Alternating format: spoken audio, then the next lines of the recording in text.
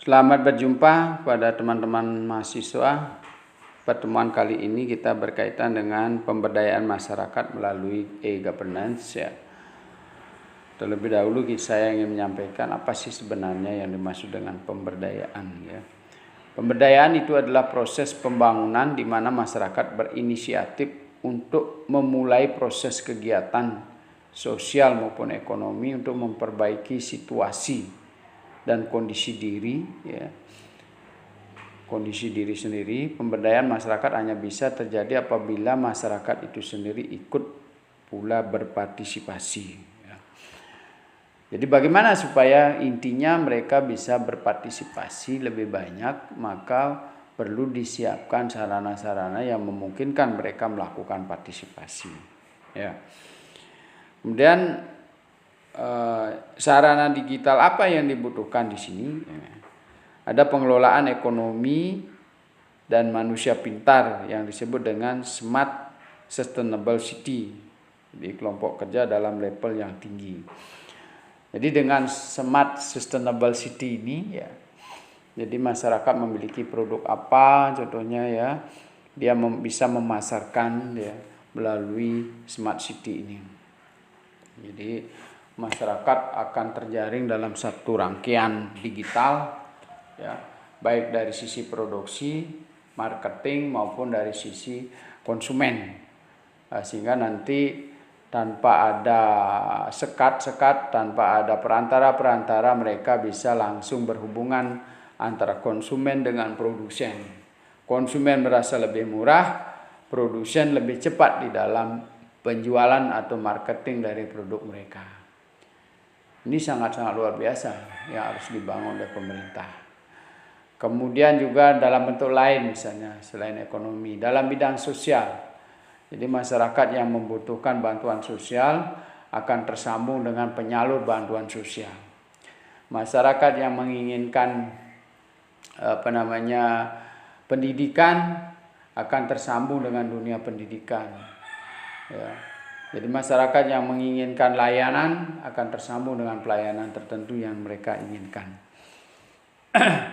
Nah, kita lihat visi 21 abad 2021 yang bisa dikembangkan di negara-negara berkembang untuk masyarakat miskin. Teknologi informasi komunikasi sebagai alat yang berpihak pada orang miskin atau orang yang kurang mampu atau orang yang kurang berdaya.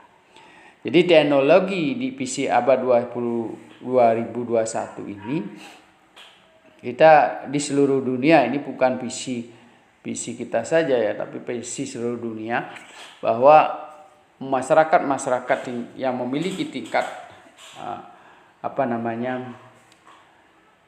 kemampuan yang rendah pun sudah tersentuh oleh media digital. Selama ini pelayanan kita hanya untuk melayani orang-orang yang memiliki kemampuan ekonomi tinggi pun kita sudah cukup payah ya, atau artinya sudah cukup kekurangan waktu karena kita masih banyak melakukan kegiatan-kegiatan yang bersifat manual. Misalnya kita melayani para pengusaha ya, baik di tingkat lokal maupun tingkat nasional masih mempergunakan sistem manual atau konvensional ya. Sehingga kita hanya berkutat di situ pada sektor-sektor yang menghasilkan uang, sehingga lupa kita untuk berpindah pelayanan kita pada sektor-sektor yang tidak menghasilkan uang yang bersifat sosial seperti masyarakat miskin. Nah, sekarang dengan sistem digital ini, pemerintah memiliki atau menetapkan tata pemerintahan yang baik sehingga bisa membangun yang disebut dengan modal sosial melalui yang pertama kualitas pendidikan ya, kualitas pendidikan yang bisa menyentuh sampai ke pelosok-pelosok desa ya. Mungkin nanti secara digital mereka belajar, pemerintah tinggal menyediakan kapan dia ujian. Jadi meskipun secara formal mereka tidak terdaftar di sekolah manapun, tetapi pemerintah menyediakan fasilitas digital untuk mereka mendaftar di dunia pendidikan melalui pendidikan maya. Ijazahnya diakui, yang penting dia bisa menyelesaikan nanti soal-soal yang diberikan oleh pemerintah terutama di dunia pendidikan. Kemudian dia juga bisa mengerjakan praktik terkait dengan hal-hal yang harus dikerjakan. Misalnya kalau tingkat SMA, SMK bisa memperbaiki motor dia dengan belajar dari YouTube yang dimiliki oleh pemerintah. Ada tutorial yang dimiliki pemerintah, ya. Sehingga sekali waktu ketika dia harus meningkatkan kualitasnya melalui ujian, dia bisa mengikuti secara manual, ya. Jadi dia awalnya dia hanya membaca perangkat-perangkat digital untuk berlatih dan sebagainya melalui video-video yang disediakan oleh instansi-instansi yang ditunjuk, ya, melalui dunia digital. Lalu saat ujian mereka bisa menjawab dan mempraktekkan apa yang mereka pelajari, sehingga mereka berhak untuk memperoleh ijazah atau sertifikat tentang kelulusan sekolah tertentu. Perawatan kesehatan universal, penegakan hukum untuk semua, adaptasi perubahan iklim dan sebagainya. Jadi masyarakat-masyarakat yang kurang beruntung ini sangat rentan terhadap perubahan iklim, karena dari sisi akses terhadap ekonomi membuat mereka daya tahan tubuh mereka menjadi sangat kurang di bidang ketahanan terhadap iklim, ya. Nah, kemudian apa sih tujuan dari pemberdayaan tersebut? Pemberdayaan memiliki tujuan melahirkan individu-individu yang mandiri dalam masyarakat, menciptakan masyarakat memiliki kesadaran diri atas potensi diri dan lingkungannya. Jadi ketika mereka tidak terpuruk dalam kondisi miskin, gitu ya, tapi mereka dengan kondisi yang paling sederhana pun mereka bisa melakukan kegiatan-kegiatan secara mandiri, sehingga mereka menjadi orang-orang yang mandiri meskipun kita melihat secara kepemilikan materi terbatas. Tapi banyak sekali orang-orang yang mampu bertahan dan tidak pernah tergantung pada orang lain meskipun secara material terbatas. Tetapi dengan sentuhan teknologi dan bantuan tutorial yang dibangun oleh pemerintah, memberikan edukasi terhadap masyarakat, mereka yang sudah mandiri secara sederhana itu bisa meningkat, ya, untuk dalam penguasaan ekonomi dan material. Menciptakan etos kerja yang baik sehingga dapat menciptakan kondisi kerja yang sehat dan saling menguntungkan, ya. Jadi mereka sudah bekerja setiap hari, tetapi mereka hanya cukup untuk kebutuhan sehari-hari. Semangat mereka tidak kurang dibandingkan dengan orang-orang yang sudah memiliki kesejahteraan lebih baik. Tetapi keberuntungan mereka lah yang kurang layak. Jadi bagaimana supaya dia bisa menyimpan tabungan, bagaimana dia supaya bisa menjaga kesehatannya, itulah perlu edukasi-edukasi yang diberikan oleh pemerintah. Perlu perlindungan sosial yang dijamin oleh pemerintah, yang transparan dan terbuka, semua orang mengetahui melalui dunia digital. Selama ini mereka yang mengurus, mereka yang hanya tahu, ya. Sehingga ada orang yang benar-benar tidak mampu, tidak mendapatkan jaminan sosial dari pemerintah karena mereka tidak tahu bagaimana cara mengurusnya. Malah sebaliknya, orang yang sudah mengalami perubahan kesejahteraan dari dulunya miskin menjadi sejahtera tetap mendapatkan jaminan sosial. Inilah pendataan-pendataan yang secara manual ini sering menimbulkan sedemikian rupa, ya. Malah pengusaha dapat jaminan sosial, ya. Kemudian juga pemilik travel mendapatkan jaminan sosial. Bisa terjadi seperti itu kalau kita masih interkoneksi internet kita, online kita tidak bagus, ya. Orang yang sudah bekerja secara maksimal dan optimal gajinya sangat rendah, sedangkan orang-orang yang malas tetap mendapat gaji yang maksimal. Karena kita tidak bisa melacak kinerja mereka secara benar melalui rekam jejak digital. Jadi masih bisa diolah oleh manusia. Memampukan masyarakat untuk melakukan perencanaan dan pertanggungjawaban atas tindakannya dalam memenuhi kebutuhannya. Menambah kemampuan berpikir dan bernegosiasi serta mencari solusi atas berbagai permasalahan. Mereka juga nanti terlatih untuk bisa memperjuangkan hak-hak mereka kepada lembaga-lembaga pemerintah, kepada lembaga-lembaga swasta yang selama ini bisa saja mengimpit mereka ya sebagai tenaga buruh dengan upah yang minimum tapi tidak mampu berjuang karena keterbatasan kemampuan dan edukasi di bidang hukum maupun di bidang usaha oleh pemerintah. Ya. Kemudian juga karena kemampuannya yang kurang, pengetahuannya yang kurang, lingkungan mereka tercemar oleh limbah pengusaha. Ya. Tanpa ada perjuangan, tanpa ada perlawanan, masyarakat hanya menerima, tetapi mereka mendapat getah dari limbah perusahaan-perusahaan besar yang tidak terkelola secara digital oleh sistem pengelolaan maupun pengawasan yang dibangun oleh pemerintah. Memperkecil angka kemiskinan dengan cara meningkatkan potensi dan kemampuan dasar yang dimiliki oleh masyarakat. Ini sangat penting sehingga masyarakat itu menjadi melek ya. Dia bisa terhubung langsung dengan sektor-sektor pelayanan publik. Dia bisa terhubung langsung terhadap dengan konsumen-konsumen dari produk mereka ya dan lain-lain ya. Kemudian strategi pemberdayaan melibatkan 3 lembaga governance ya. Yang pertama adalah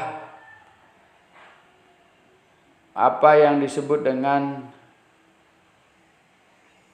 penerapan insentif kinerja membangun sistem pelayanan dasar dan responsif dan akuntabel. Yang pertama yang dibangun strateginya adalah melalui pelayanan dasar. Ya. Jadi pelayanan dasar tentu nanti kita berkait dengan pendidikan, kesehatan ya.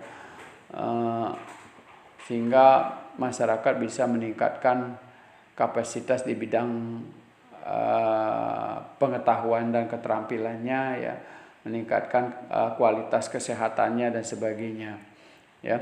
Kemudian yang kedua, mengoptimalkan dan merujuk struktur desa dan masyarakat yang melekat atau kearifan lokal atau pembangunan masyarakat inklusif ya. Jadi strategi kedua adalah pembangunan masyarakat inklusif, melibatkan masyarakat itu sendiri untuk melakukan pembangunan terhadap kebutuhan-kebutuhan dirinya. Apakah itu dalam penyediaan infrastruktur jalan desa ya, kemudian fasilitas-fasilitas umum di desa, fasilitas-fasilitas sosial di desa. Jadi masyarakat yang mengerjakannya melalui padat karya dengan insentif yang diberikan melalui anggaran pemerintahan desa maupun pemerintah daerah. Ya, jadi masyarakat terlibat langsung itu akan menimbulkan rasa percaya diri bahwa mereka bisa mengerjakan pembangunan-pembangunan di desa, rasa memiliki karena mereka merasa ikut andil di dalam pembangunan tersebut sehingga arus kualitasnya menjadi baik dan terpelihara cukup lama. Mereka juga merasakan bagaimana memperoleh uang itu sangat sulit sehingga pembangunan-pembangunan yang dilakukan di pedesaan yang dikerjakan sendiri itu mereka rawat dengan baik. Meningkatnya pilihan pekerjaan di luar pertanian melalui mobilitas tenaga kerja dan pilihan ekonomi yang lebih besar.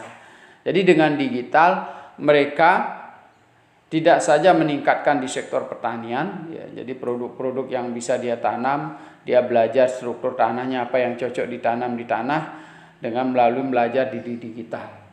Apa yang bisa dikembangkan di daerah pertaniannya, apa yang sekarang sedang tren dibeli oleh masyarakat melalui pelacakan di digital inilah pemerintah menyediakan informasi-informasi yang penting mengenai sektor-sektor pertanian, sektor-sektor di luar pertanian yang dibutuhkan tenaga kerja di mana dibutuhkan ya, kemudian tenaga kesehatan di negara mana dibutuhkan, apakah di luar negeri, apakah di wilayah Indonesia, apakah juga di daerah sendiri. Sehingga masyarakat yang mengetahui okupasi itu maka dia akan mengikuti jalur-jalur pendidikan yang sesuai dibutuhkan oleh dunia kerja. Mereka juga nanti tidak bersaing secara tidak sehat karena jejak digital itu akan mengetahui porsi orang yang sekolah di bidang pariwisata berapa, kesempatan kerja di bidang pariwisata berapa. Sehingga kalau kita sudah melihat kuota secara digital seperti itu, maka dia akan memindahkan dirinya untuk mengikuti yang belum ada saingannya. Ya, sehingga formasi-formasi atau sistem-sistem pendidikan kita tidak mubazir ya. Jadi misalnya kalau booming di bidang pariwisata, semua sekolah di pariwisata. Booming di bidang kesehatan, semua sekolah di bidang kesehatan. Karena kita tidak mengetahui data secara pasti yang disediakan secara manual yang sudah kita miliki tempo dulu. Kemudian objektivitasnya, pemerintah memiliki kapasitas kelembagaan dan operasional dalam penanganan pelayanan dasar. Kita lihat di nomor 1 ya. Jadi penerapan insentif di pelayanan dasar. Secara nyata pemerintah memiliki itu. Secara undang-undang juga pemerintah diharuskan untuk menyediakan pelayanan dasar. Nah, kemudian yang kedua, dari sisi struktur desa atau pembangunan masyarakat eksklusif, dana desa dipergunakan untuk menangani kebutuhan kaum miskin dan marginal. Ya. Dengan masyarakat cerdas mengetahui untuk apa sih dana desa itu digunakan, mereka akan mengkritisi dan memberikan masukan bagaimana supaya masyarakat itu berdaya secara mandiri. Jadi tidak lagi berkiblat pada proyek-proyek pembangunan yang berada di daerah lain, sehingga tidak mengakar, tidak berdasarkan kearifan lokal yang tumbuh di dalam masyarakat. Ya. Masyarakat misalnya tidak menginginkan bantuan langsung tunai, tapi kalau mereka menginginkan padat karya supaya dia bekerja lalu baru dapat uangnya, ya apa salahnya kita kerjakan seperti itu sehingga masyarakat bermartabat untuk memperoleh uang yang baik. Ya. Itu kearifan lokal. Bahkan dia bisa menambahkan energi atau sumber dayanya dalam pembangunan-pembangunan yang menimbulkan efek domino atau multiplier effect terhadap perkembangan desa. Katakan misalnya membangun jalan desa yang sangat penting untuk pertumbuhan ekonomi, melancarkan transportasi, tapi dari anggaran pemerintahnya sedikit tersedia. Tidak jarang masyarakat berkeinginan menyumbang, memberi kontribusi untuk membangun jalan desa itu. Karena dia berpikiran setelah jalan desa itu terbangun dengan baik, maka aktivitas ekonomi mereka akan berlipat ganda. Ya. Jadi apa sih salahnya kita rugi? Katakanlah misalnya masing-masing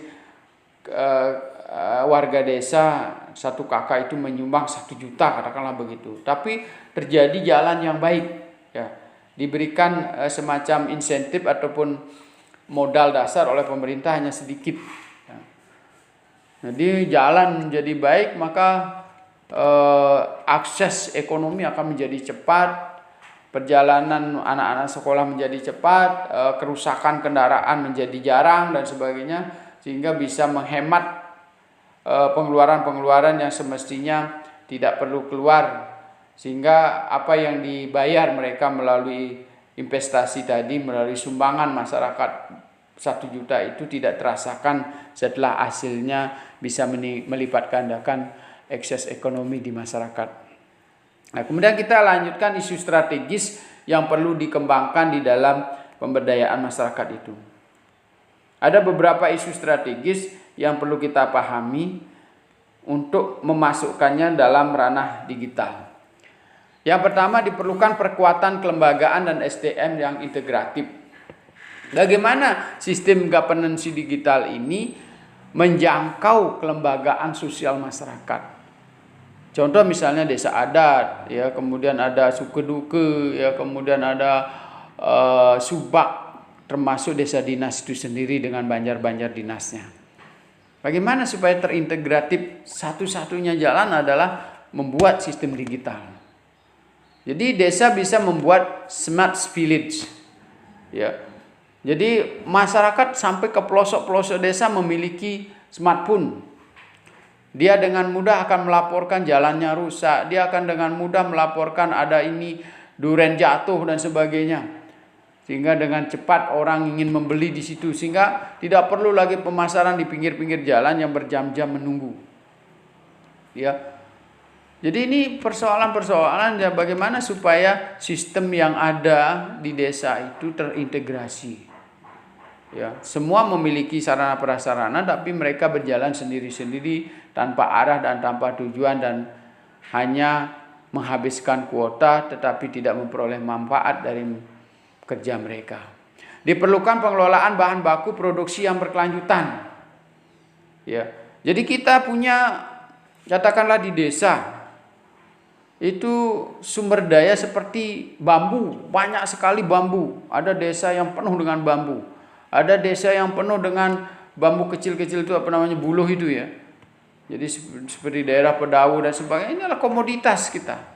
Ada desa yang memiliki kelebihan produksi kopi, memiliki produksi jati, memiliki produksi pangan lainnya.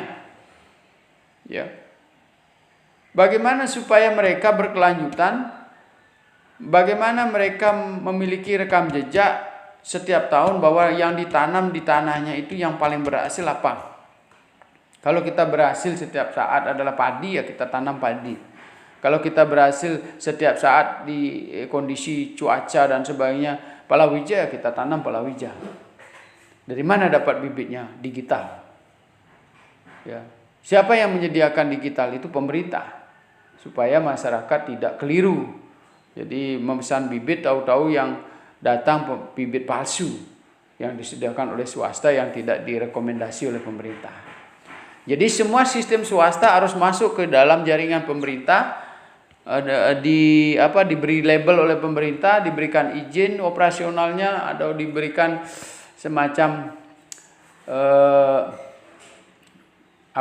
perizinan ya yang memenuhi syarat tentang bibit yang unggul dan sebagainya, obat-obatan yang sesuai dengan Badan POM dan sebagainya, ya sehingga masyarakat tidak keliru di dalam mengakses semua sistem layanan di dalam pemerintah, ya. Sehingga dipastikan bahwa sektor-sektor ekonomi real di bidang pertanian, lingkungan, sosial, budaya bisa berkembang dengan baik secara berkelanjutan. Meningkatkan produktivitas dan daya saing melalui produk industri kreatif. Nah ini, di negara-negara maju, bahkan di Indonesia sendiri, industri kreatif itu dipicu oleh dunia digital. Sekarang tinggal mengurangi persentase kerugian yang timbul di masyarakat. Caranya adalah pemerintah yang menyediakan fasilitas yang benar tentang bagaimana kita mendulang industri kreatif. Ya. Jangan diberikan sembarangan ada orang yang membuat helikopter. Ya. Kita tahu bahwa boleh saja Anda pintar membuat helikopter, tapi boleh nggak Anda menerbangkan helikopter? Ya. Kalau belajar sesuaikan dengan peraturan perundang-undangan apa yang boleh, kapasitas kita apa? Ya kalau otomotif, ya membuat variasi sepeda motor yang boleh berizin ya. Kita melihat di negara-negara maju variasi aksesoris sepeda motor ya. Kemudian juga reparasi rumah dan sebagainya. Ya. Termasuk juga desain baju, desain alat-alat kecantikan dan sebagainya yang tentunya sudah disertifikasi oleh pemerintah. Mana-mana yang boleh ditiru, mana-mana yang boleh dilakukan oleh masyarakat sehingga modal mereka yang mereka keluarkan tidak mubazir. Ya. Jadi kita bikin helikopter bisa terbang ya dengan biaya sampai 40 juta dan sebagainya, tapi apakah Anda boleh? Kalau jatuh siapa menanggung risiko? Ya. Kalau menjatuhi rumah penduduk bagaimana hukumnya dan sebagainya. Nah, ini persoalan-persoalan yang perlu kita cermati sehingga industri kreatif kita memang betul-betul bisa bertumbuh dan memberikan manfaat secara ekonomi, sosial dan budaya masyarakat. Secara budaya misalnya industri kreatif yang kita miliki bagaimana supaya mendukung secara sustainable budaya kita yang berada di Bali. Ya katakanlah misalnya kalau di Bali ada ngaben, ada apa itu sehingga industri kreatif diarahkan untuk memfasilitasi kegiatan-kegiatan adat istiadat. Berkaitan dengan souvenir, kita pariwisata di Bali, yang kita jual adalah budaya Bali. hasil-hasil budaya Bali. Bukan malah di Bali kita menjual hasil-hasil budaya kreativitas orang-orang bukan dari Bali. Rugi kita. Ya. Kita punya fasilitasnya untuk menjual, lalu kita menjual patung-patung yang berasal dari luar daerah Bali. Ternyata mereka lebih banyak bisa memproduksi dan lebih murah harganya. Maka kalau bersaing dengan produk-produk seperti itu, maka hasil karya orang Bali seperti tenun, seperti songket tidak akan pernah laku, termasuk juga souvenir yang berasal dari Perak. Katakanlah misal kita datangkan dari Jawa yang sifatnya produksi massal dengan mesin dan sebagainya. Tentu semuanya akan kalah bersaing. Ya. Tapi kalau tidak ada pilihan lain, maka mereka akan memilih kualitas. Songket, ya, perak, kemudian juga hasil tenun lainnya yang dihasilkan oleh penduduk masyarakat Bali. Ya. Hendaknya kita menjual produk-produk yang kita miliki. Jadi saya harap teman-teman mahasiswa, apapun yang berkembang di lingkungannya, itulah yang kita share untuk membangun sustainable wilayah kita. Ya. Nah, kemudian memperluas akses pasar, terutama pasar lokal. Nah, tadi saya sudah bilang bahwa kita ingin membantu perkembangan dan pemberdayaan masyarakat lokal, baik di bidang pasar, produksi di bidang industri kreatif maupun di bidang pertanian dan non pertanian lainnya. Fasilitasi permodalan. Nah, sekarang yang banyak menjadi kendala perkembangan ekonomi kita adalah permodalan. Bagaimana mereka bisa mengakses, masyarakat yang kurang berdaya ini mengakses modal. Tidak saja yang disediakan oleh bank, juga bisa dari swasta. LPD yang memiliki modal yang memberikan fasilitas bagi orang-orang yang kurang berdaya, itu diumumkan secara digital dan diakses oleh masyarakat keseluruhan. Ya. Nah, sekarang kita lihat bagaimana hubungan pemerintah, swasta dan masyarakat di dalam sistem governance. Ini tidak henti-hentinya saya jelaskan sebagai 3 serangkai seperti ini ya. Bagaimana supaya fungsi pemerintah adalah menciptakan lingkungan politik hukum yang kondusif. Jadi memfasilitasi perkembangan dunia industri ekonomi di dalam masyarakat.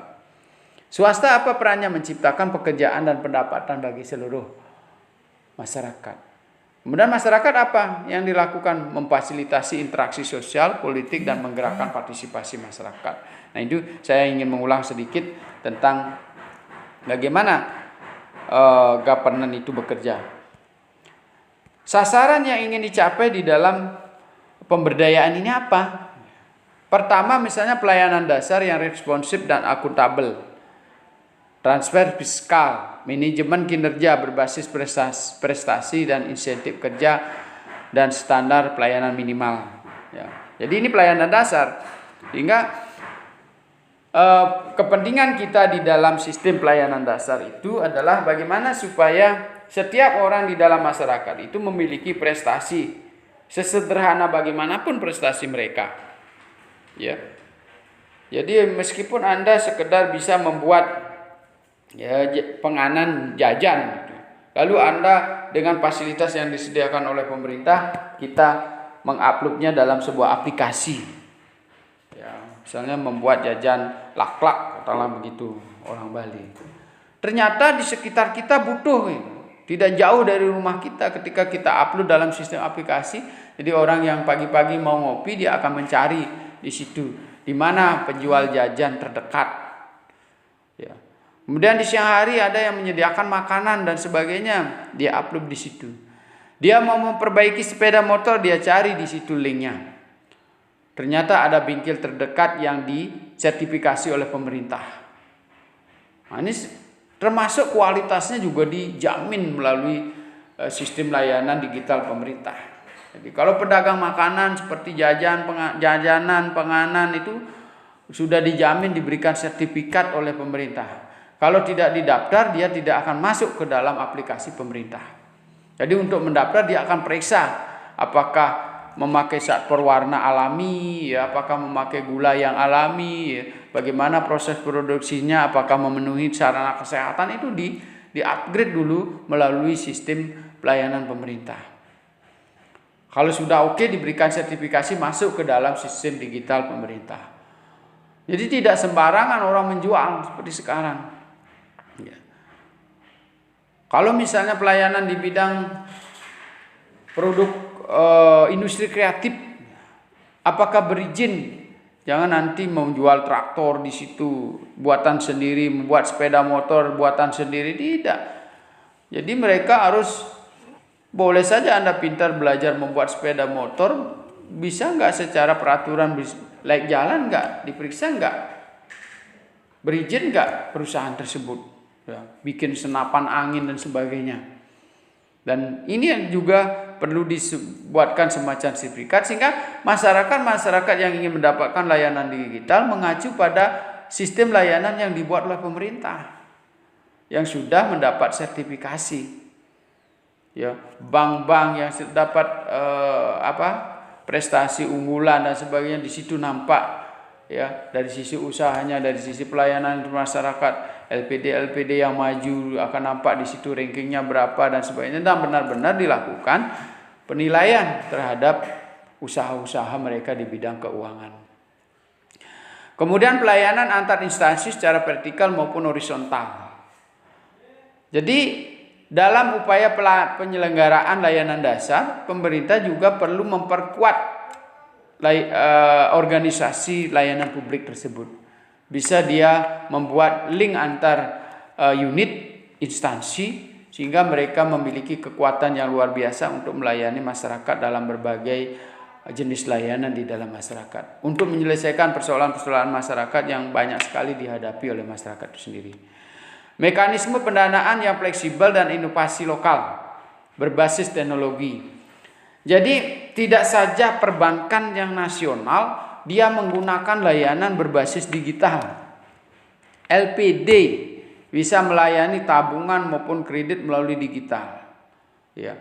Bahkan juga warung-warung bisa juga diberikan sertifikasi, terutama di daerah-daerah terpencil, untuk melayani layaknya seperti bank. Ya, diberikan permodalan atau melakukan kerjasama dengan bank-bank nasional atau LPD yang ada di pedesaan. Aplikasinya diadakan oleh pemerintah, sehingga orang-orang yang masuk di aplikasi dalam sistem layanan bank itu juga harus diberikan sistem penilaian dan sertifikasi oleh pemerintah. Ini akan menjadi sangat luar biasa dan bervariasi layanan-layanan yang terjadi di dalam masyarakat, dan tidak saja dilakukan oleh pemerintah maupun swasta yang besar, tetapi juga pedagang kelontong, pedagang minyak bisa melakukan layanan melalui sistem digital yang resmi, yang sudah di-upgrade oleh pemerintah, yang sudah disertifikasi oleh pemerintah. Bagi yang tidak memenuhi syarat, jangan dimasukkan di situ, sehingga tidak ada yang membeli barangnya. Ya, sehingga betul-betul masyarakat itu murah, berkualitas, dan terjamin keamanannya di dalam mengkonsumsi produk-produk makanan misalnya. Ya, sehingga kita tidak bisa sembarangan mengkonsumsi makanan maupun obat. Ya. Nah, kalau tidak mengikuti, ya mereka akan jual secara manual. Tentu ke depan ini tidak ada lagi orang berlalu lalang hanya untuk membeli konsumsi. Tetapi yang berlalu lalang itu adalah orang-orang yang sebagai pengantar makanan, ya, kurir dan sebagainya, atau ojek yang bisa mengantarkan pesanan-pesanan yang dibangun oleh masyarakat itu sendiri. Nah, kemudian kita lanjutkan dengan fokus strategi.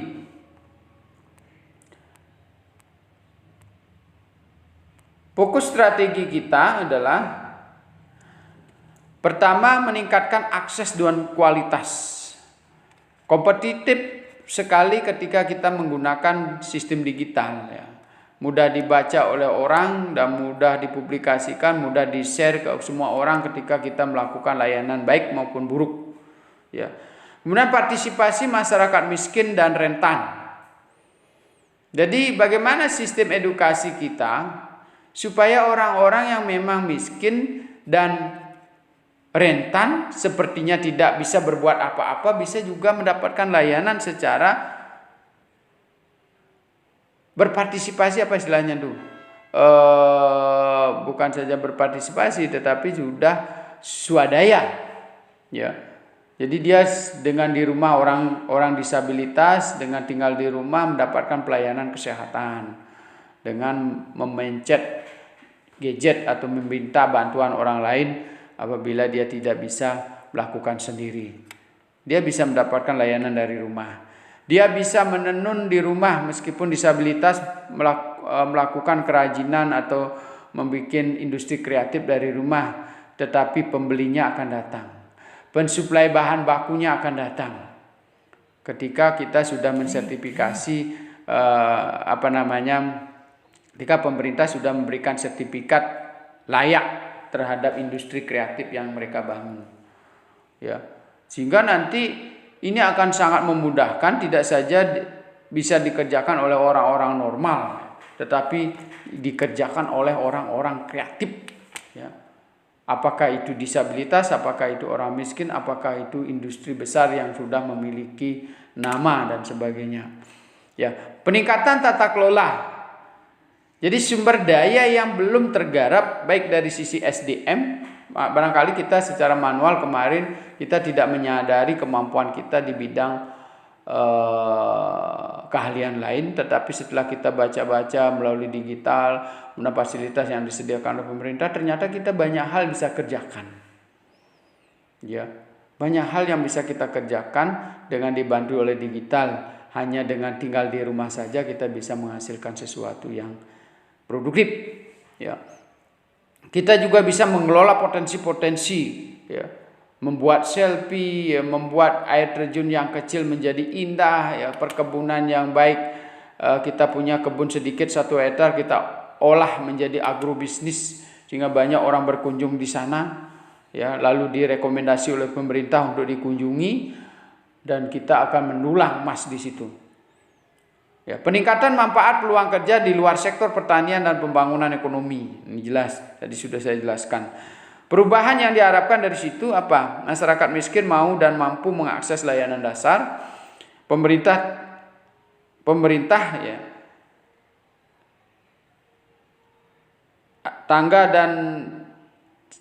tanggap dan cakap dalam mengkoordinir semua jenis layanan dasar. Jadi pemerintah tanggap dan cakap dalam mengkoordinir semua jenis layanan dasar, didukung dengan anggaran yang memadai dan berpihak pada masyarakat miskin. Kemudian daya dukung swasta dan privat dalam penyediaan layanan dasar baik berupa akses anggaran maupun infrastruktur terjangkau. Jadi sebenarnya masyarakat tidak berdaya itu tidak banyak muluk-muluk yang mereka inginkan. Tapi bagaimana peningkatan kualitas layanan dasar? Modal yang kecil, pendidikan yang sederhana, keterampilan yang sederhana yang mereka bisa kerjakan untuk mereka hidup dan menaungi keluarganya. Ya. Jadi kalau fasilitas sederhana dan layanan dasar saja tidak bisa tersediakan secara manual, kenapa kita tetap bertahan di situ? Ya. Tidak ada lain, pilihan kita adalah melalui digital ini supaya kita menjangkau seluruh lapisan masyarakat dalam kondisi apapun. Ya. Nah, kemudian kita lanjutkan dengan sasaran. Ya.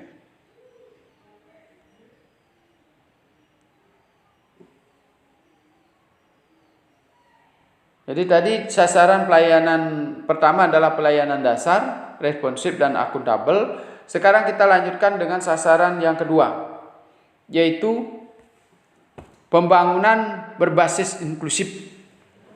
Ya.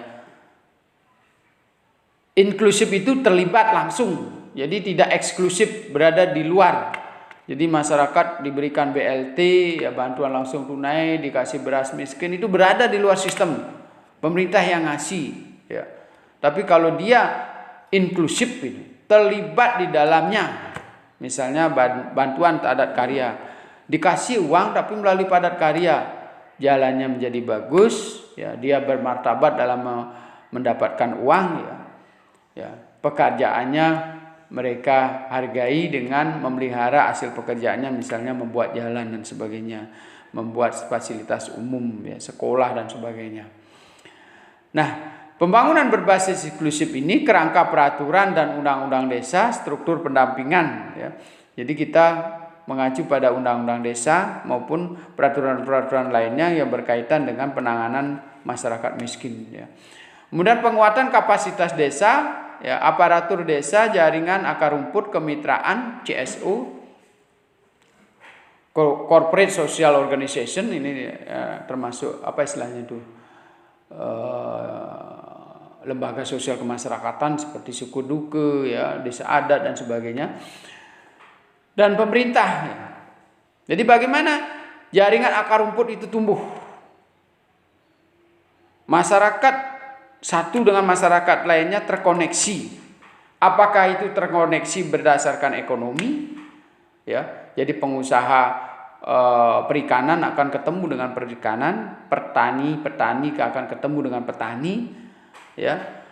Kemudian tukang jahit akan ketemu berkoloni dengan tukang jahit lainnya menjadi koloni besar untuk membuat garment. Jadi garment tidak perlu lagi dibuat dalam satu tempat, tapi bisa dikerjakan oleh beberapa penjahit untuk mengerjakan produk dalam jumlah besar. Mereka akan terkoneksi di situ. Atau sebaliknya, produsen terkoneksi dengan konsumen, ya. Jadi petani kacang terkoneksi dengan petani hasil olahan kacang. Petani coklat terkoneksi dengan pabrik coklat dan sebagainya, ya.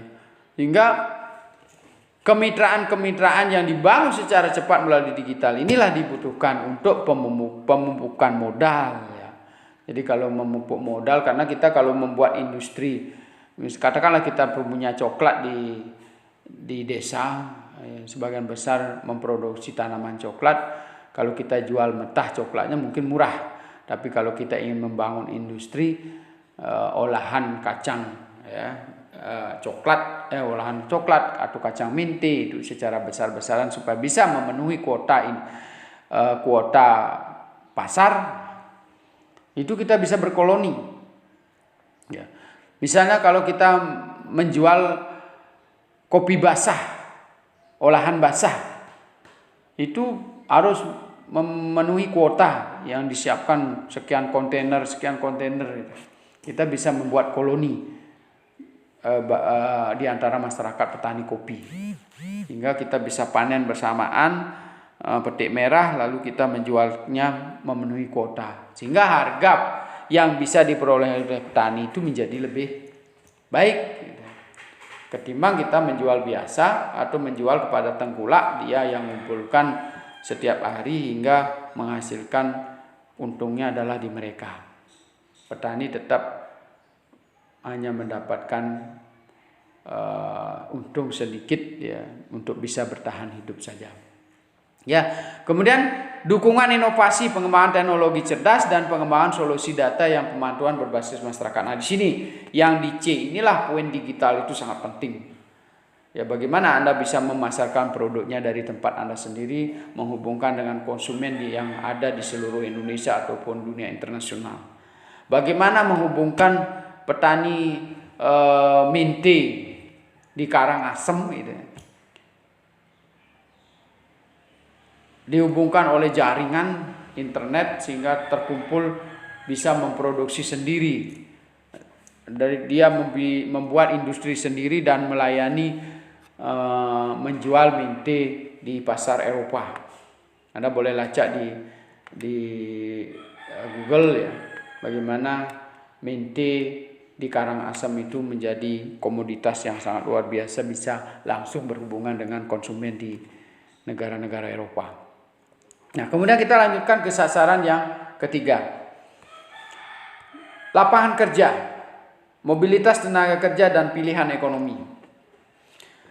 Jadi strategi penghidupan berkelanjutan, kita akan memilih di situ sesuai dengan kemampuan kita, kapasitas kita di dalam bidang minat dan bakat dan keterampilan banyak disediakan oleh sektor digital yang sudah dibangun oleh pemerintah.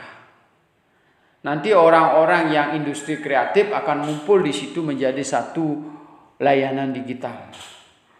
Para petani di situ, petani juga dipilah di situ, ada kopi, ada cengkeh, ada semen, akan tersambung dalam satu layanan digital tertentu. Sehingga nanti kapan dia menjual bersama-sama, kumpul di mana, gitu. Tidak lagi kita dikumpulkan oleh tengkulak atau pedagang besar hasil-hasil komoditi kita. Jadi bisa dilayani oleh koloni petani atau koperasi petani. Ya, ini sangat penting, kebersamaan dan kebersatuan ini supaya kita bisa melawan struktur ekonomi yang selama ini kita sudah dipaksa untuk menjual hasil produksi kita kepada para tengkulak yang notabene sedikit sekali pengaruhnya terhadap kesejahteraan kita. Jadi kalau kumpul di dalam para tengkulak itu pajak juga jarang dibayar, ya. Fasilitas jalan raya yang kita pakai atau jalan desa tidak pernah dia bantu, ya. Mana ada cukong-cukong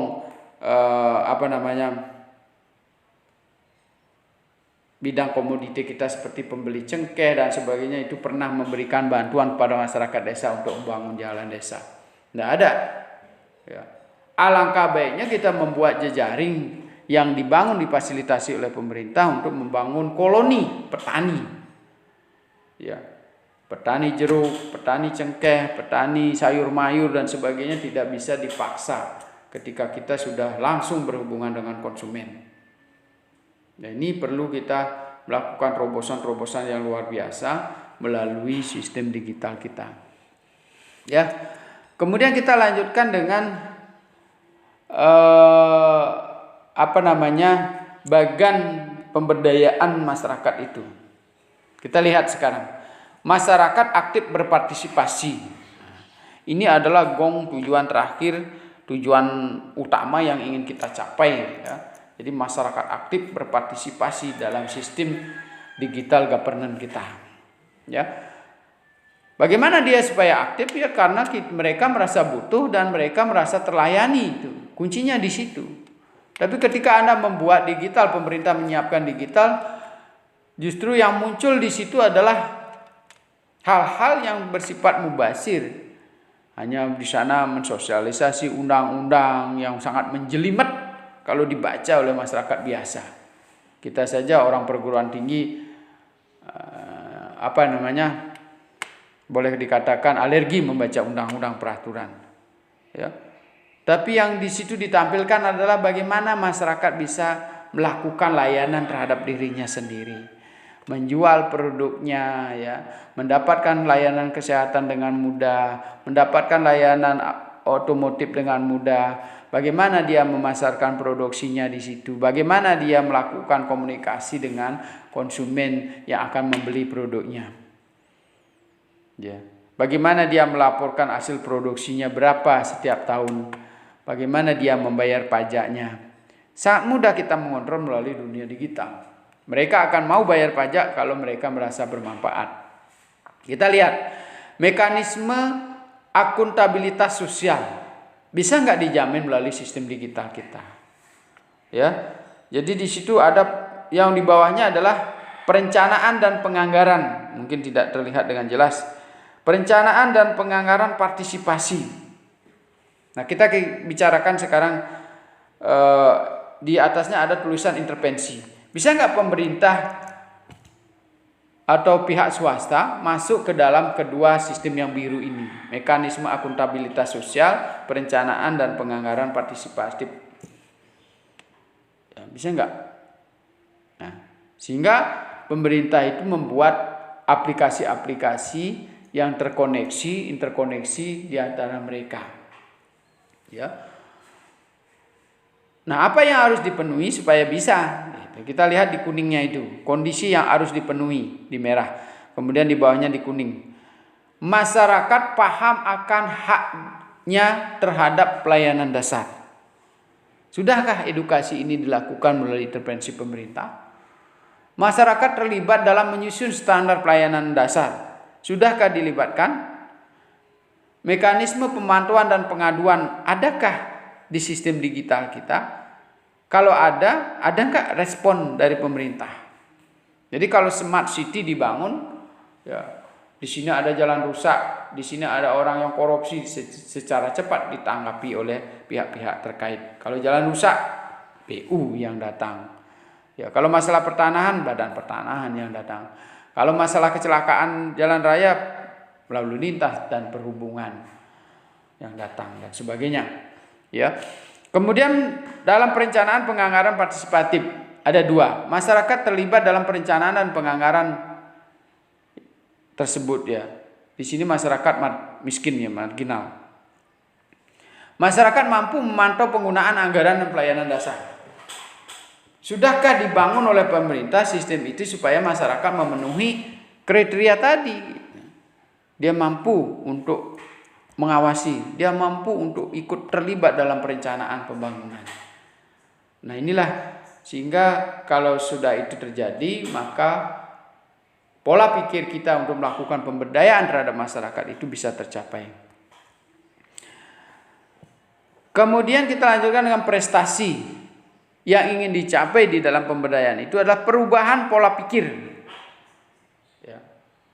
Adalah kunci dalam pembuatan kebijakan. Pola pikir para pembuat kebijakan, pola pikir warga masyarakat yang akan diberdayakan. Jadi warga tidak akan pergi ke layanan, tetapi sebaliknya layanan akan datang ke warga. Nah, ini perubahan pola pikir. Dari sisi perencanaan kita sudah lihat seperti itu, ya.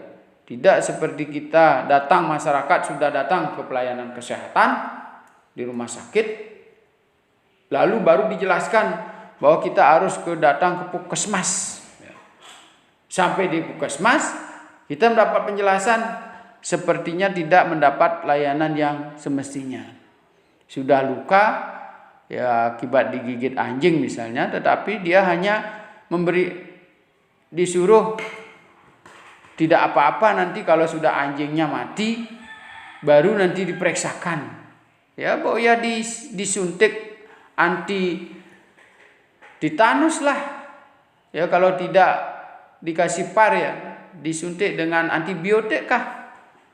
Namanya sudah luka kakinya. Ya. Jadi paling tidak upaya pertama supaya tidak terjadi infeksi kan gitu.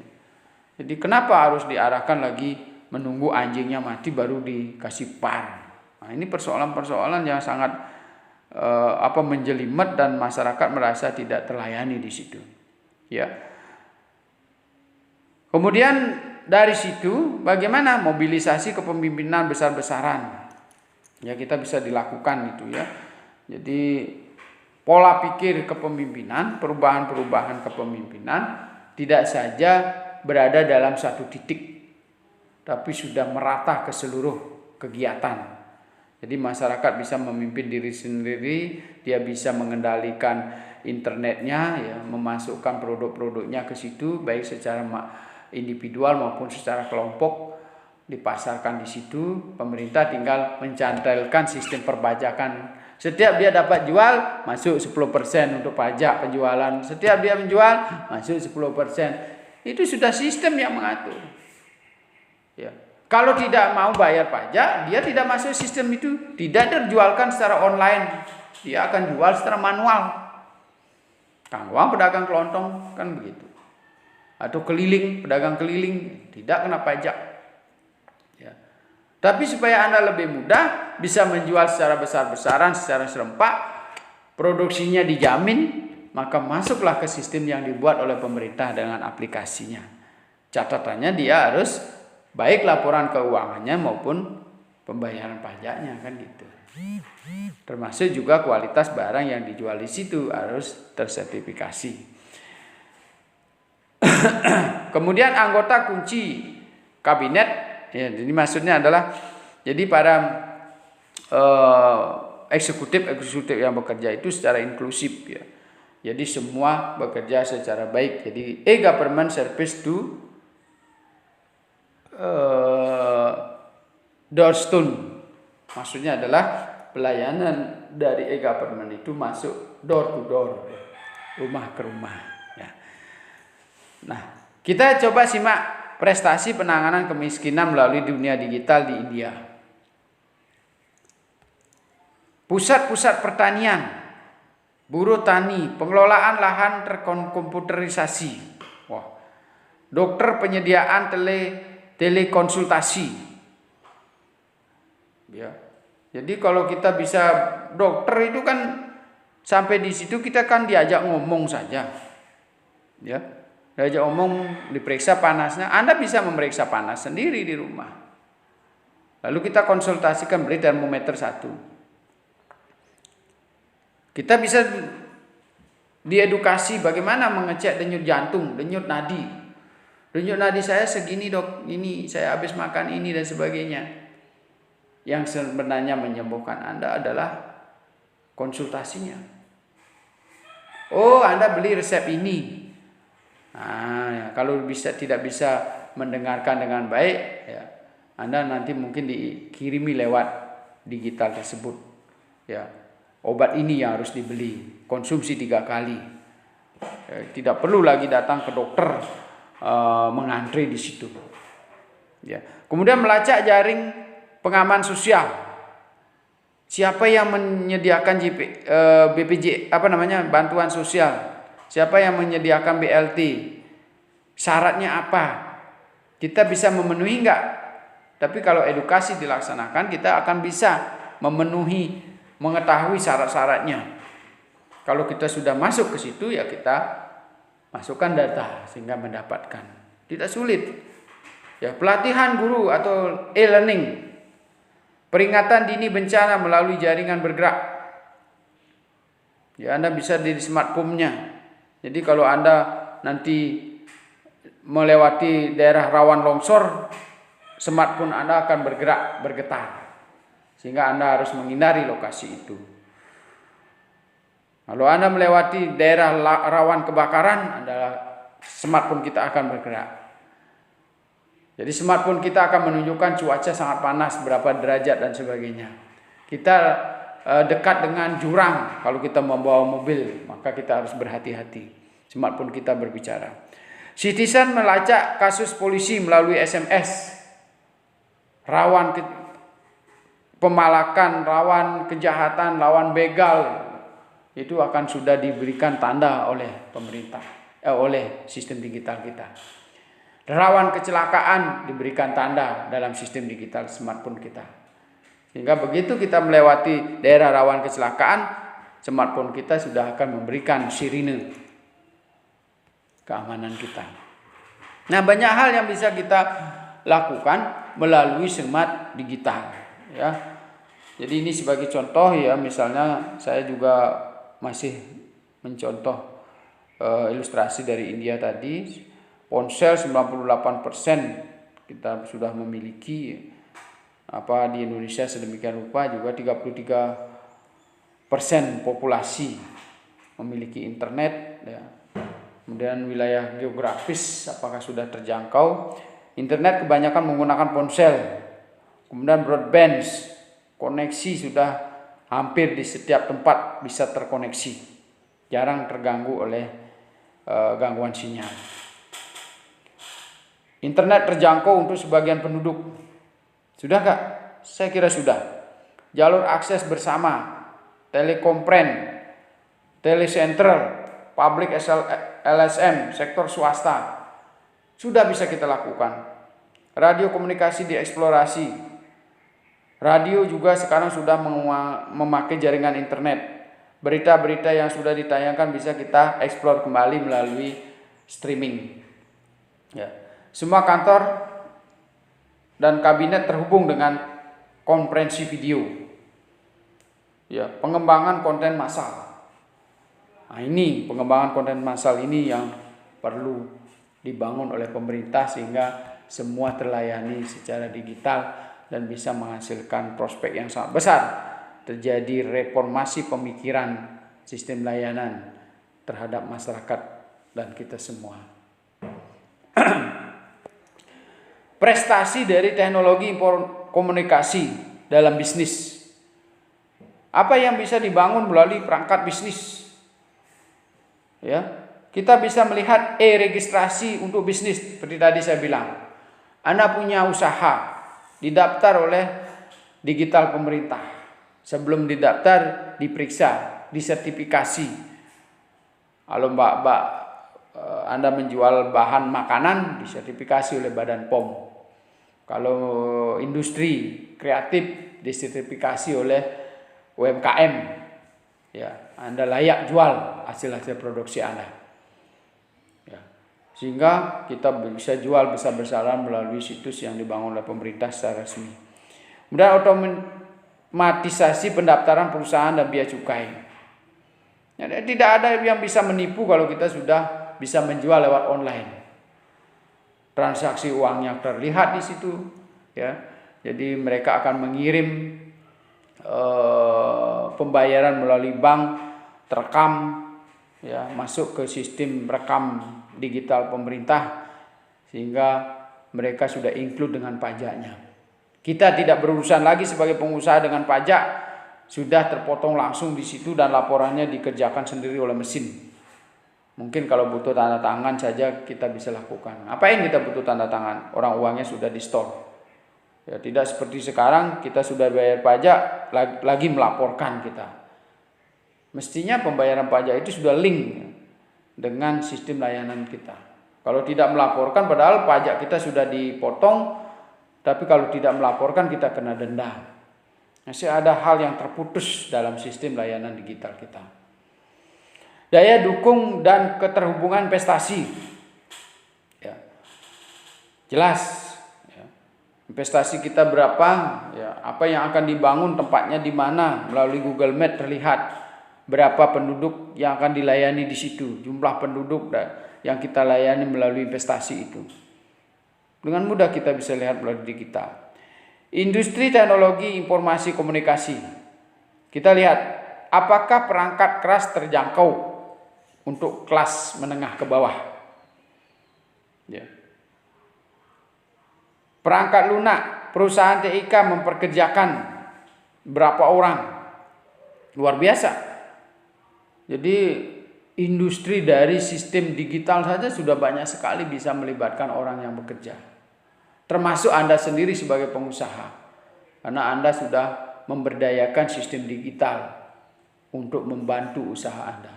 Berarti Anda adalah salah satu pegawai dari mereka. Tanpa terasa kita memakai kuota 1 bulan berapa. YP bisa menghabiskan 300 sampai 700 ribu per bulan. Tanpa sadar. Tetapi kita memakai karena usaha kita dibantu melalui aktivitas YP itu. Nah, ini berkembang. Kemudian perusahaan mengekspor atau mengimpor meningkat per tahun. Jadi ke berbagai negara atau dari berbagai negara. Ya. Bisa dilacak melalui digital yang terintegrasi. Apakah skup daerah, provinsi maupun nasional. Jangan ragu-ragu masukkan semua dalam sistem digital. Apapun jenis usaha, tidak ada peluang untuk korupsi dan kita akan menjadi sejahtera seluruh masyarakat kita. Tidak aja satu kelompok koloni tertentu yang menikmati kekayaan seperti raksasa memakan raksasa industri yang memakan industri-industri kecil yang ada di bawahnya. Mengeksploitasi sumber daya manusia sebagai tenaga kerja buruh yang murah. Ya. Satu buruh mendapat upah 1.500.000 bahkan 700.000 per bulan. Tapi di sisi lain satu pengusaha bisa menghasilkan uang sampai 2 miliar per bulan. Bahkan sampai 10 miliar. Ini sangat terlalu jomplang yang terjadi ketika kita lakukan secara konvensional. Subsektor TIK diidentifikasi sebagai daerah bertumbuh. Jadi mulai terjadi pertumbuhan di bidang teknologi informasi di daerah. Kemudian IT Park, jadi pengembangan IT.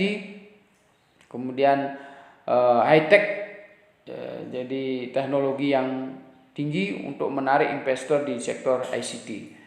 Jadi kita bisa juga menarik investor di bidang industri, teknologi dan informasi. Kita lanjutkan dengan prestasi yang lain. Pengembangan enabler. Apa itu pengembangan enabler? Jadi dengan digital ini kita bisa keterlibatan, enabler itu orang-orang yang terlibat. Ya, keterlibatan secara maksimal dari seluruh komponen bangsa.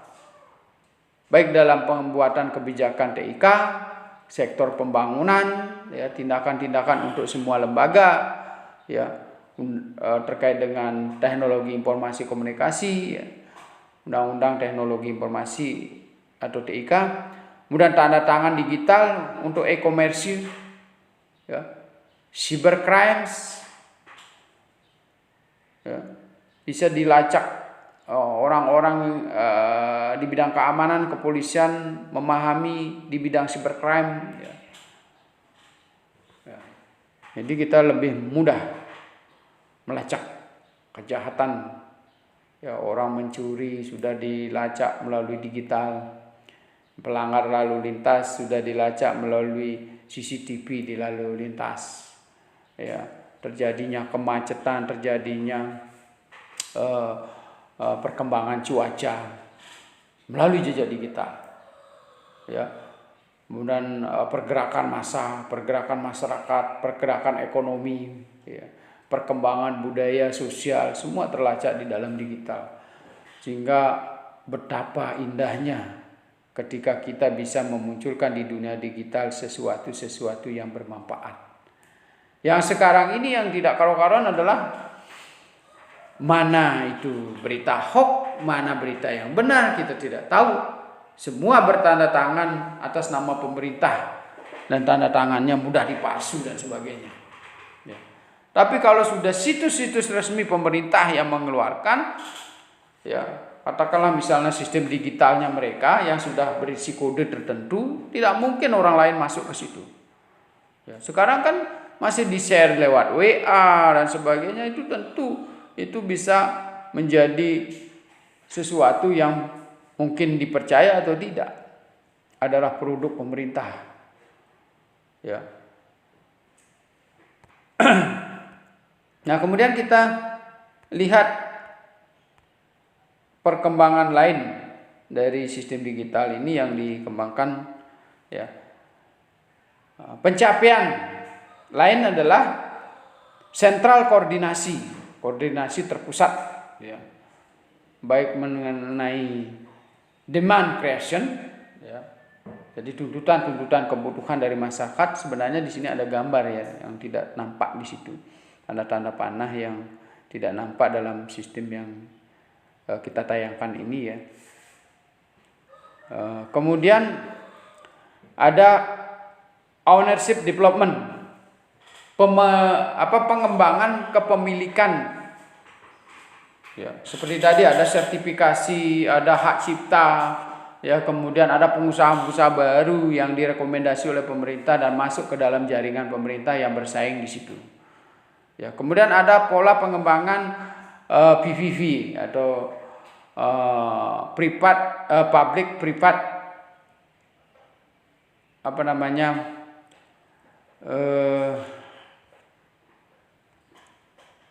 kerjasama pemerintah dengan swasta. Ya.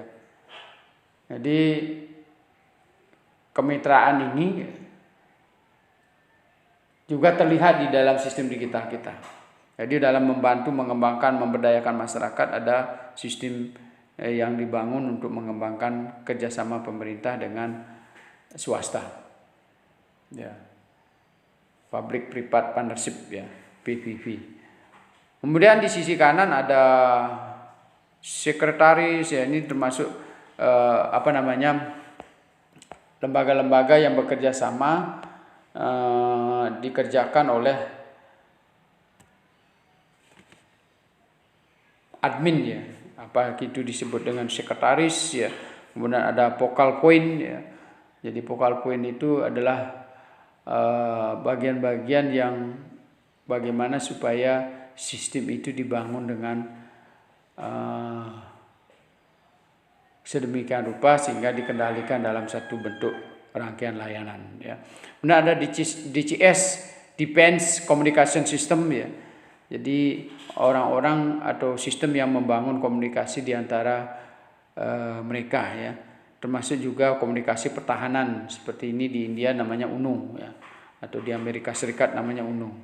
Kemudian MPS, jadi The Master of Professional Study, jadi terkait dengan studi, ya, bagaimana pengembangan daripada sistem digital di bidang studi, ya. Kemudian di bawah kita lihat efisien, ya, PC elektronik, ICT policy, kemudian aktivitas ICT, ya, kemudian di digital strategi, quick win, ya, atau program percepatan itu disebut dengan quick win. Kemudian dampak dari assessment, kemudian berikutnya adalah interoperabilitas dan best practice sharing. Jadi ini hal-hal yang perlu dikembangkan di dalam sistem pemberdayaan melalui digital governance. Kemudian kita lanjutkan dengan pencapaian di bidang partnership atau kerjasama.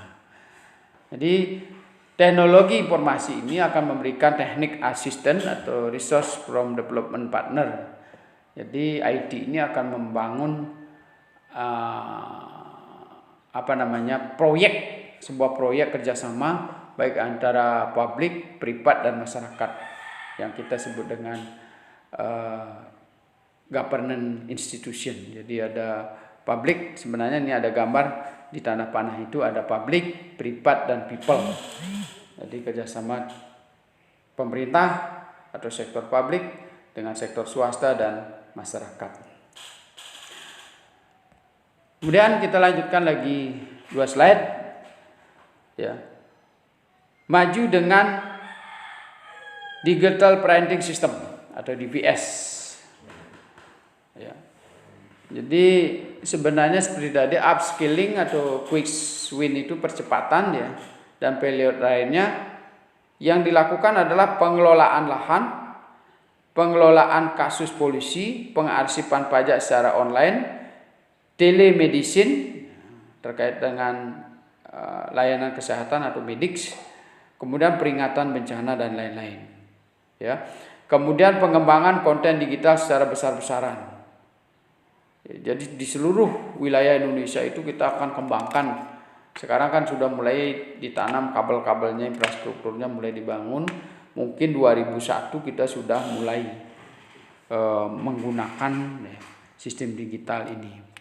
Tapi pengetahuan dan pencerdasan pada masyarakat kita sudah mulai dari tahun sebelumnya, termasuk kita sekarang ini. Bagaimana supaya mahasiswa-mahasiswa kita melek terhadap digital. Apa yang dimaksud melek adalah tidak saja hanya menggunakan secara sembarangan tanpa arah, menghabiskan kuota tanpa hasil, tetapi kita juga melek bagaimana dengan digital itu, dengan jari Anda bisa mendapatkan layanan, memberikan layanan, memproduksi hasil produksi, menciptakan marketing bagi usaha-usaha kita dan sebagainya. Selanjutnya infrastruktur dan konektivitas. Broadband ke kantor pemerintah sampai tingkat bawah. Nah ini, jadi kita sudah harus membangun broadband sampai ke tingkat desa. Perluasan akses bersama kantor pos dan sekolah, ya, pos-pos pelayanan, pos-pos komunikasi, pos-pos data dan informasi. Kemudian ada pusat data nasional, ada platform ID nasional untuk layanan elektronik. Jadi setiap komponen masyarakat kita sudah punya ID. Ya, masuk ke sistem itu kita punya ID. Kita hanya menggunakan satu kartu yang disebut dengan kartu ID. Jadi bisa berfungsi sebagai KTP, bisa berfungsi sebagai BPJS, bisa berfungsi sebagai alat pembayaran, ya, atau digital money, bisa berfungsi sebagai layanan marketing, ya. Sehingga kita tidak perlu dompet kita banyak-banyak, ya. atau tidak perlu membawa ID, tidak perlu membawa ID atau KTP, tapi kita cukup mengingat passwordnya. Begitu kita masuk ke dalam pasar, kita ingat passwordnya, kita bayar, ingat password, kemudian usernya, kita sudah bisa belanja. Jadi kita tidak perlu bawa apa-apa, tidak perlu bawa dompet dan sebagainya. Ya. Sehingga ini adalah layanan masa depan melalui digital. Dan yang terakhir, ya, pengembangan sumber daya manusia. Jadi keaksaraan TIK, melek terhadap etik TIK pada tingkat yang berbeda dari sekolah sampai tempat kerja. Jadi sekolah SD, sekolah TK sampai perguruan tinggi pasca sarjana, tempat kerja dari kerja buruh, tukang bangunan, bingkil, sampai ke tingkat manajerial, sampai ke bupati, sampai pejabat-pejabat tinggi. Ada tingkatan dalam TIK. Ada tanggung jawab dalam pengendalian TIK. Penggunaan TIK untuk para profesional, perwira, pemerintah, dokter, nah itulah contohnya. Kemudian industri TIK, pengembangan industri, ya, atau informasi teknologi, elektronik sistem. Ya. Jadi dari sisi lain yang paling jelas ya industri TIK yang paling prospek ke depan kita ini. Jadi seperti sekarang ini adanya kasus COVID ini ya orang-orang industri di bidang teknologi, industri telekomunikasi inilah yang mendapatkan manfaat yang besar. Ke depan akan seperti itu. Kita sudah ditunjukkan dengan gejala sekarang. 2021 kita sudah harus menggunakan IT untuk membantu pekerjaan-pekerjaan kita sehingga kita saling melayani meskipun berada dalam jarak yang jauh dengan tenaga yang murah, biaya yang murah, terjangkau dan berkualitas dan mampu bersaing secara daerah, nasional maupun internasional. Branding Bangladesh sebagai tujuan outsourcing dicontoh, ya. Jadi kita juga contoh dalam menggunakan outsourcing, Bangladesh juga menggunakan digital. Kemudian reformasi hukum untuk bisnis dan konsumen memiliki daya yang handal dan kontinu. Ya. Jadi bisnis dan hukum. Jadi tidak seperti sekarang kita jangankan masyarakat awam melek hukum, kita para dosen saja kita sudah keteter manakala kita membaca produk-produk hukum yang begitu banyak sekali, ya. Sehingga tidak dalam satu rangkaian digital yang sederhana sehingga mudah dipahami dan masyarakat mudah mengerjakan sesuatu yang tidak melanggar hukum. Baiklah, demikianlah penjelasan saya terkait dengan peran digital governance di dalam pemberdayaan masyarakat. Jadi semoga teman-teman mengerti bagaimana supaya ke depan ini kita betul-betul sebagai generasi muda yang mampu memberikan layanan secara maksimal dalam upaya meningkatkan kapasitas masyarakat.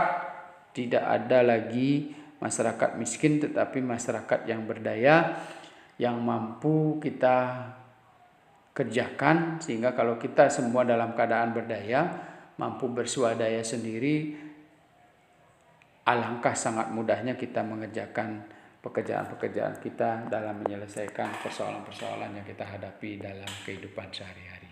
Demikian, terima kasih.